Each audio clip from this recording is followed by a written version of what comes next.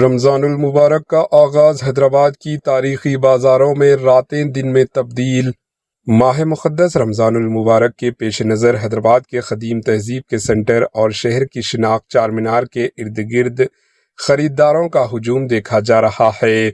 رمضان کی آمد سے قبل ہی اس تاریخی علاقے کی تجارتی سرگرمیاں اپنے عروج پر پہنچ گئی، جو حیدرآباد کی منفرد ثقافت اور معاشی زندگی کی بھرپور عکاسی کر رہی ہے۔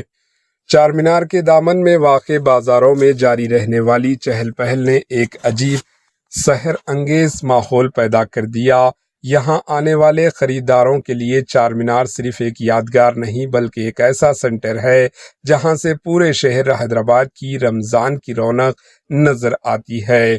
چار مینار سے متصل لاڈ بازار اپنی روایتی چوڑیوں اور زیورات کے لیے دنیا بھر میں مشہور ہے۔ دکانداروں نے اس بار رمضان کی مناسبت سے چوڑیوں کے نئے دید و زیب ڈیزائنز، زری کے کام والے دوپٹے اور نفیس ملبوسات کے وسیع رینج متعارف کروائی ہے۔ پتھر گٹی کے قدیم شاپس اور چار مینار کے سائے تلے واقع دکانات پر گہما گہمی بڑھ رہی ہے۔ چار مینار کے آس پاس عطر، ٹوپیاں، جانماز اور تسبیح فروخت کرنے والے اسٹالز پر بھی غیر معمولی ہجوم ہے۔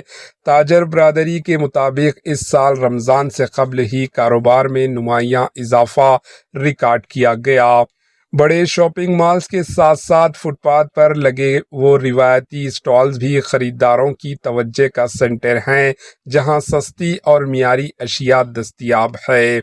افطار کے لیے کچھ مصالحوں، خشک میوہ جات اور دسترخوان کی دیگر ضروریات کی خریداری کے مناظر قابل دید ہے۔ ان گنجان ترین علاقوں میں خصوصاً چار مینار کے اطراف ٹریفک کو بہتر بنانا ایک بڑا چیلنج بن گیا۔ حیدرآباد ٹریفک پولیس نے اضافی امپلائیز تعینات کیے ہیں اور کئی مقامات کو پیدل چلنے والوں کے لیے مخصوص قرار دیا تاکہ خریداروں کو دشواری نہ ہو۔ رات کے وقت جب پورا علاقہ روشنیوں میں نہہ جاتا ہے تو ایسا محسوس ہوتا ہے کہ پورا حیدرآباد چار مینار کے آنچل میں سمٹ آیا ہو۔ شہریوں کا کہنا ہے کہ چار مینار کے سائے میں رمضان کی خریداری ایک ایسا تجربہ ہے جو صدیوں سے حیدرآبادیوں کی زندگی کا حصہ رہا۔